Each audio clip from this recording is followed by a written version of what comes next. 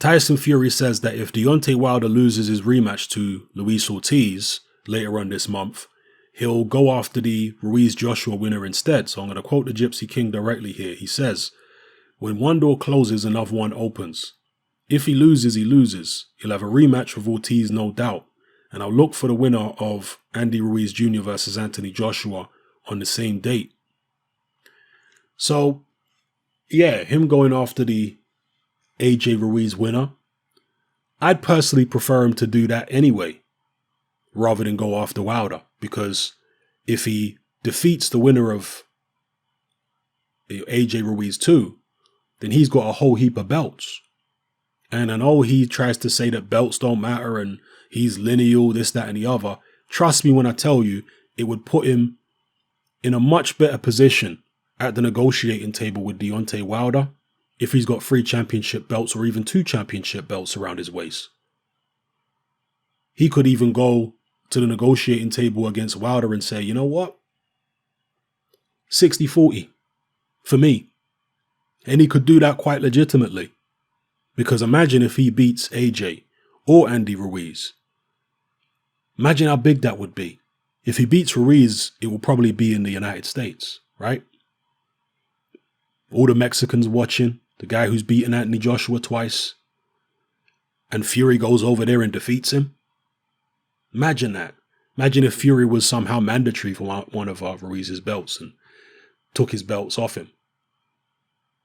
That would put him in a much better position to rematch Deontay Wilder. And then, of course, even more importantly, the Wilder fight would be a unification.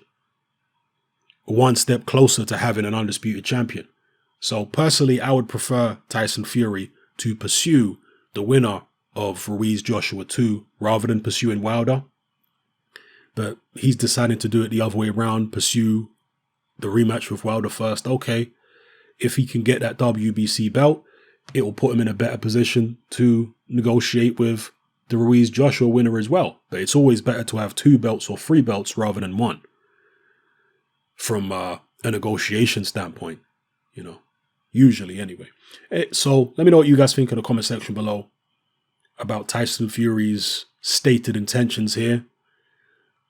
I certainly hope that Luis Ortiz doesn't defeat Deontay Wilder, because we don't want to see that WBC belt tied up for, 6 months, 4 to 6 months of 2020 with a third fight against the old man.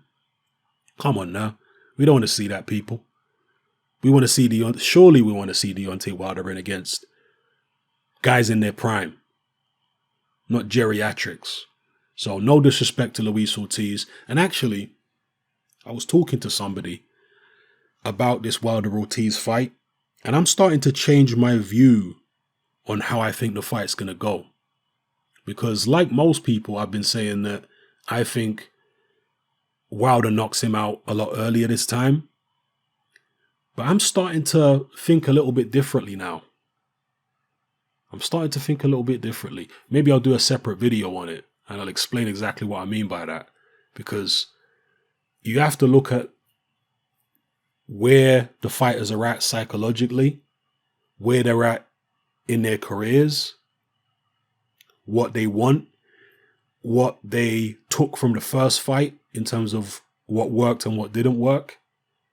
Because these are the thought processes that they're going to be going through entering the rematch.